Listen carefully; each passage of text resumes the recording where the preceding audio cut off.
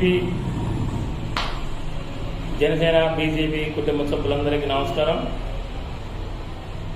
15వ తారీఖు అనగా శనివారం మన ఎమ్మెల్యే జోలగంటి బ్రహ్మానందరెడ్డి గారు మార్చెల్ల నియోజకవర్గంలో గెలిచిన తర్వాత తొలిసారి వస్తున్నారు.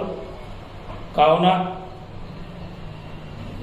శనివారం ఉదయం 10 గంటలకి కారపూడి నుంచి దుర్గి నుంచి మార్చెల్ల నుంచి ఇల్దుర్తికి భారీ ర్యాలీ ఉంటుంది.